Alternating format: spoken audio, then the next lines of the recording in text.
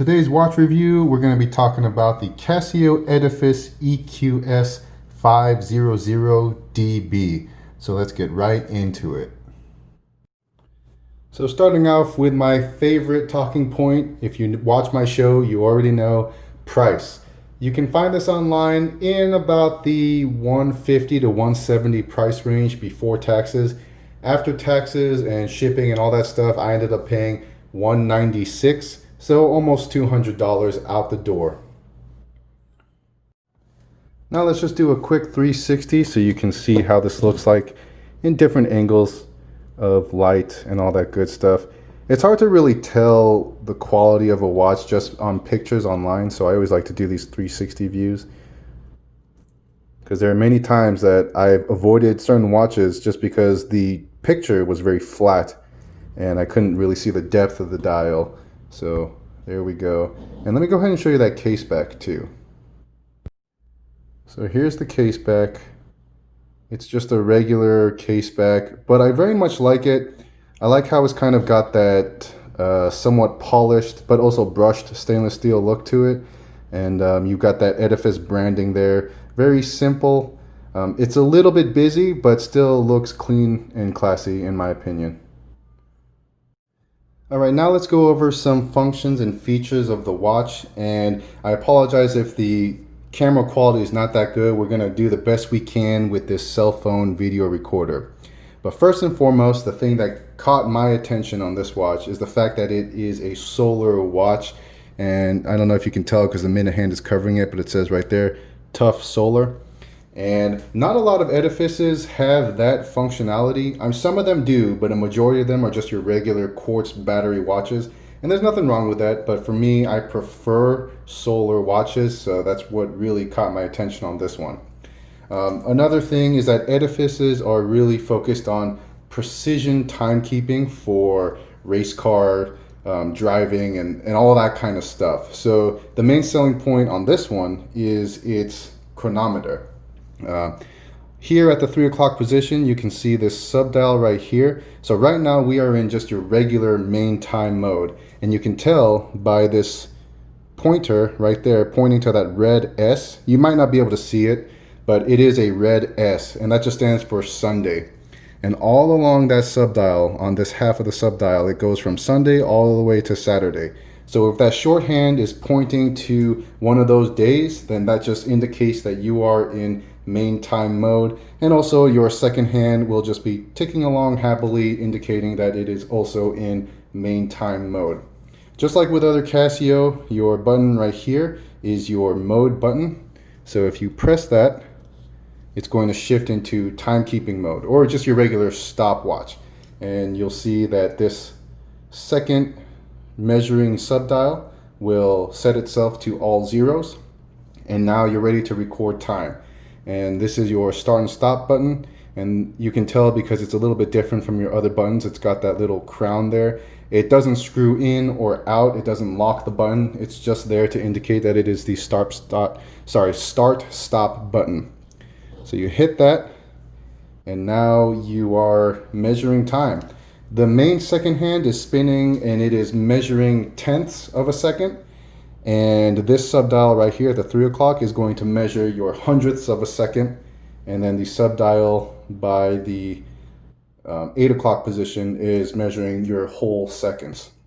So if you hit the stop button, it's going to tell you your tenths of a second, your hundredths of a second, and then how many seconds have elapsed.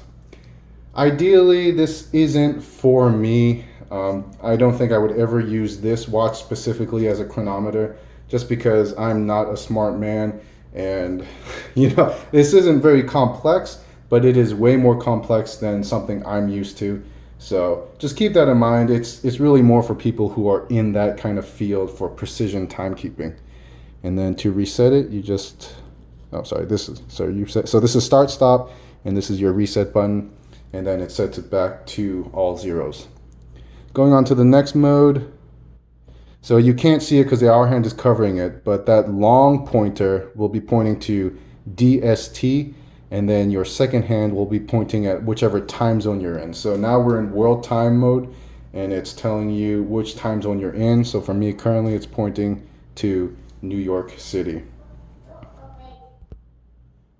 The next mode will be your alarm mode. So now this subdial will be pointing to alarm, and your second hand will be either pointing to an off or on. I don't know if you can see that, but it says off and on right there on the main dial. So right now mine is pointing to off, saying that the alarm is off.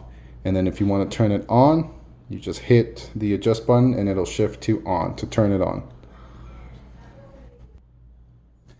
And then you hit the button again, and now you're back in main time mode as indicated by the shorthand of this subdial pointing to the day of the week, and also your second hand resuming normal operations. As far as dimensions go, it's a very reasonably sized timepiece, so let's go ahead and show you what the case diameter is. Again, remember these are just rough estimates, nothing precise. But for a case diameter, we're looking at about 42.7. And then for case thickness, let's see what we got here.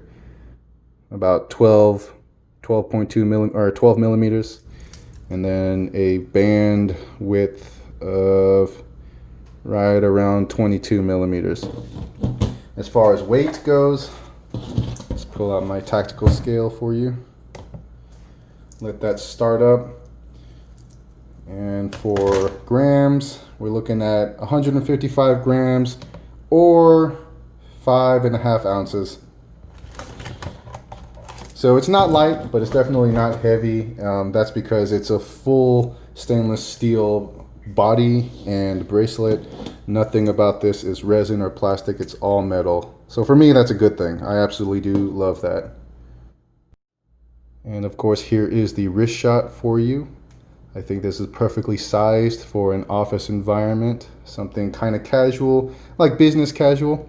So it's not like a fashion piece. I think it's a very professional looking watch.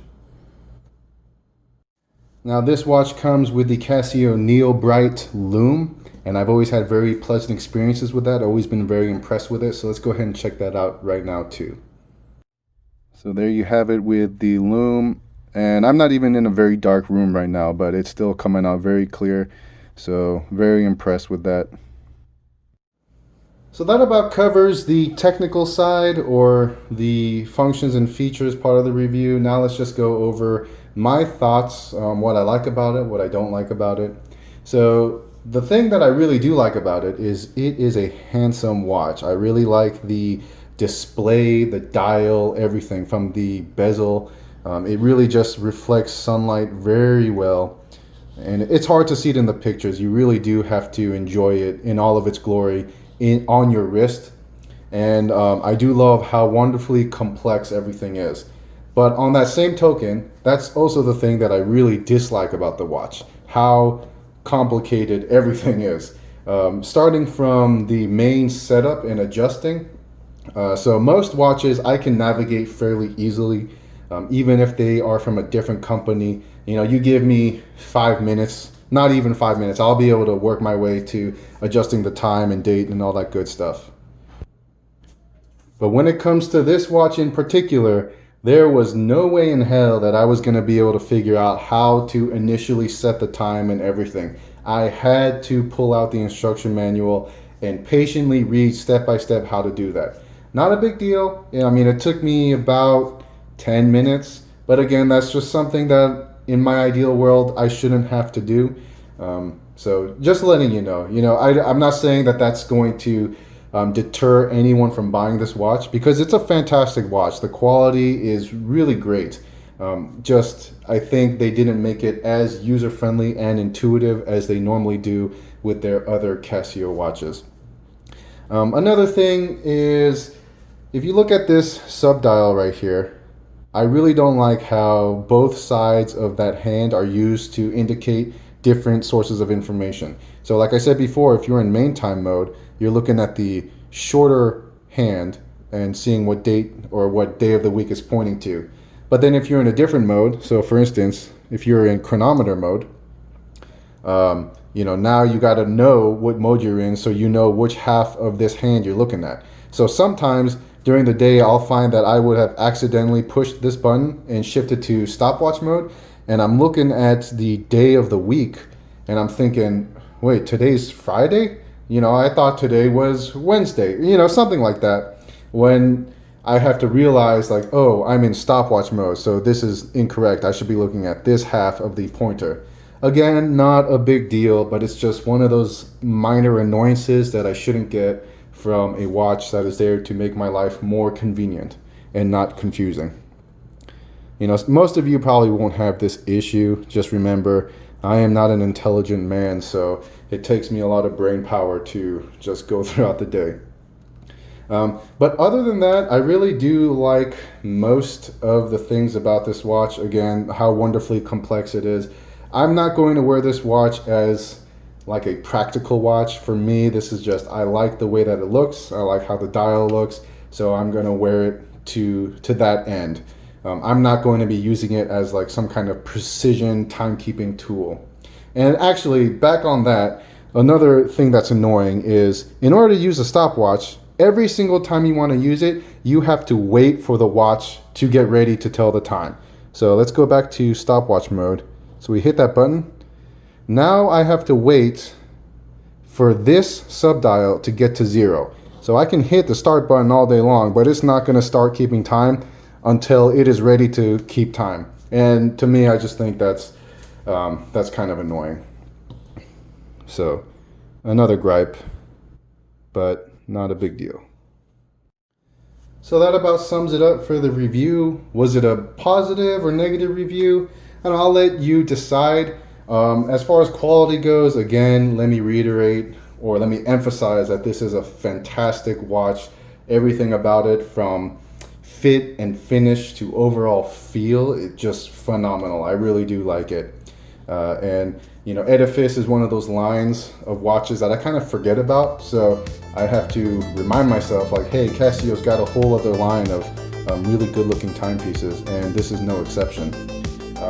Now, again, that whole being too complex, that's completely up to you, what kind of person you are and what kind of things you prioritize in a watch. If you're just the kind of guy that likes to have something pretty on your wrist that's good quality and reliable, then I say go for it. But if you really need something that's convenient and easy to use and practical, this might not be your cup of tea. Either way, those are just my 2 cents. So I hope that helps you with your next watch purchase. I hope you enjoyed the video. Thank you so much for watching, and I'll catch you guys later. All right, bye.